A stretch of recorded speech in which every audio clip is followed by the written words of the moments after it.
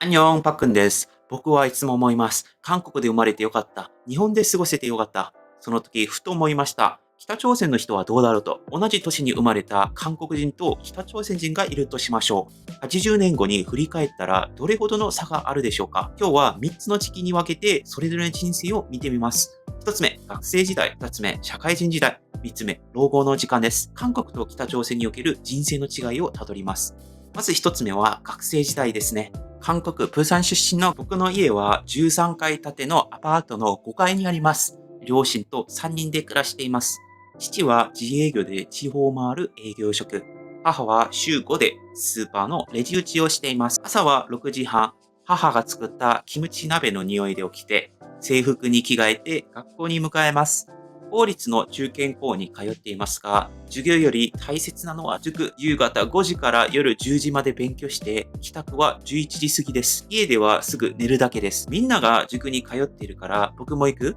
やらないと落ちこぼれる気がするんですよ。クラスの8割が塾に通っています。僕は学生の真ん中ぐらい。でも、両親はソウルに位置する大学を目指せと言います。休み時間の話題はだいたいゲームかサッカーか。韓国アイドルのこと。親友とは毎日一緒に塾に行って、帰りの屋台のトッポキを買って血の中がピリピリしてもその時間が唯一自由な気がして幸せでした。でも正直苦しいです。成績で家の空気が変わる。期末テストの結果が張り出されると親の表情も変わる。誰かに好きなことあるって聞かれても即答できません。好きだった漫画もスポーツもどんどんできる時間が少なくなっています。昔は運動選手になるのが夢でしたが、今は安定した就職の方が大事です。平凡な会社員になりたいです。みんなそう言うからです。夢を見るのは贅沢だと、だんだん思うようになりました。まあ、携帯いじれて、ゲームできて、好きなアイドルのことを YouTube で見れるならそれでいいでしょう。北朝鮮、ハムギョン南道出身。僕も同じく学生です。家は山間部の労働者住宅。部屋は2つしかありません。父は鉱山の技術職、母は共同農場で働いています。停電が多く、夜はろうそくで食事することも多いです。朝は6時過ぎに起きて、トウモロコシご飯とじゃがいもの丸焼きを食べながら投稿します。食べ物不足が深刻な中、食べれるだけ嬉しいです。制服は1着しかないし、週末に洗って干す間は私服で過ごします。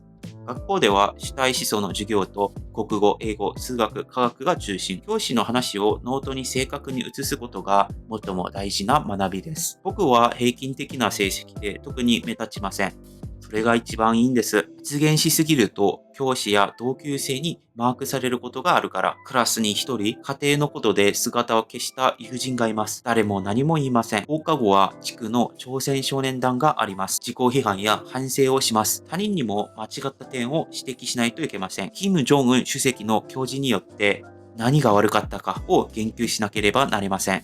楽しみは春になると川辺に行って魚を捕まえること。あとはたまに市場に行った時に干し柿を1個だけ買って食べることです。甘さが口の中に広がるとき、なんでこれを毎日食べられないんだろうと思います。将来の夢、そんなものは考えたことないですね。高校を卒業すれば軍に入ります。それが普通です。変わりたいとか、自由に生きたいとか、と思うのは危険です。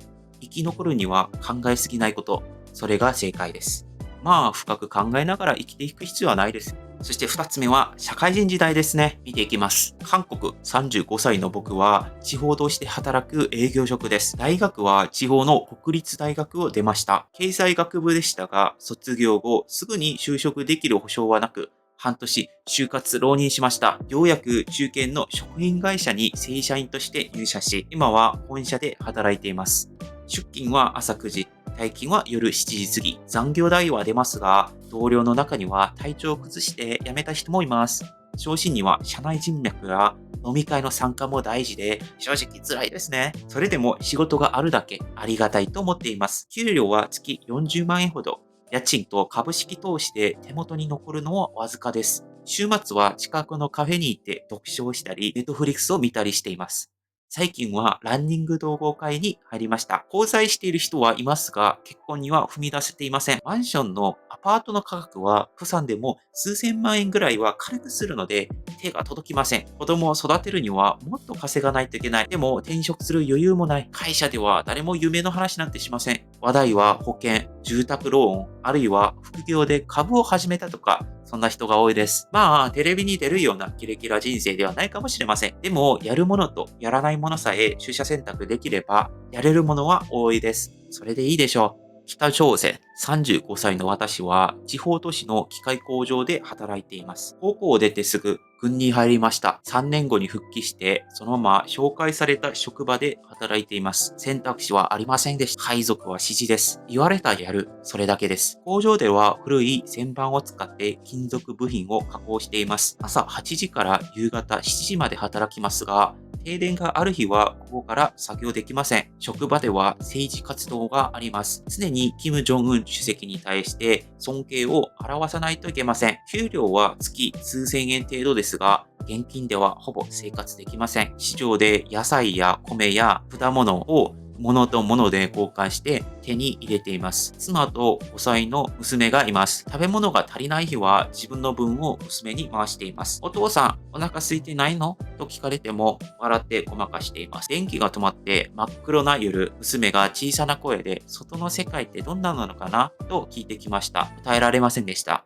知らないふりをしました。いや、知らないことにしました。でも、最近はテレビや映画もよく見れるようになりましたよ。見れない映画も多いですが、同僚が誰かに何かを付け口したという噂も流れます。韓国ドラマを CD に入れてこっそり回していたとのことです。だから、常にいろんなことに対して気を抜けてはいけません。僕には小さな夢があります。お金を貯めてスキーに行くこと、その日が訪れることを待ちながら生きています。最後、3つ目。老後時代ですね。これも見ていきましょう。はい、韓国。私は70歳。地方の都市で年金暮らしをしています。定年は60歳。30年以上勤めた会社を退職し、その後は近所の図書館で掃除のアルバイトをしていました。今はもう足腰も弱り、朝ゆっくり起きてテレビを見ながら一日を過ごしています。年金は月数万円ほど。まあ悪くないでしょう。物価は上がり続け、医療費もバカになりません。糖尿病を持っていて、毎月通院しています。幸い結婚はできました。子供も一人は産めました。妻とは二人暮らしをしていて、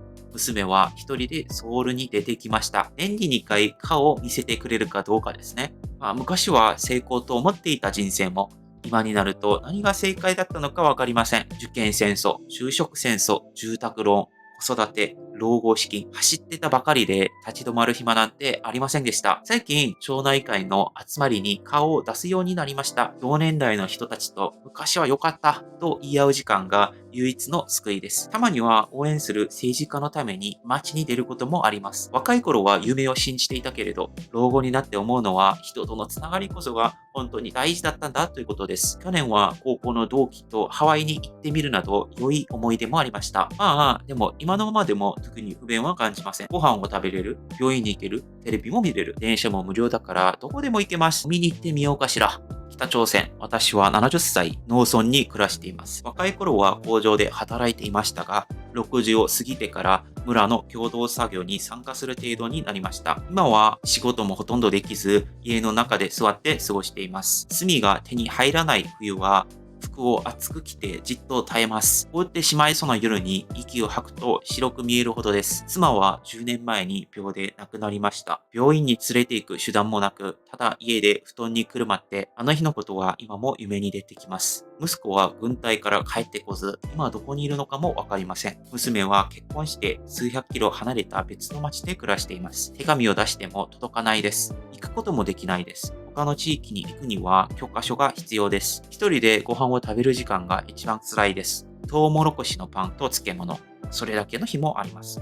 昔は村全体で食料配給がありましたが、今はそれも不安定です。近所の若者が南の方は毎日肉を食べてるらしいと囁いていました。本当かどうかわかりません。でも信じたくなります。私の人生は指示に従って生きているだけの人生でした。それを疑うことも許されなかった。誇れることは命を守ったことぐらいです。それでもたまに空を見上げます。風の音しか聞こえない中でもっと別の人生があったのではとふと思います。でもその思いも口にしたことはありません。捕まることなく健康に生きてきただけで満足です。息子も娘もよく育ってくれた。それで良いです。はい。というところで、今日はこうして3つの人生の断面をお話ししました。学生が持つ夢の違い、社会人として諦めることの違い、老いてから思い出すことの違い、同じ朝鮮半島に生まれても国が違えば人生はまるで別物でした。日本に住んでいる皆さんに質問です。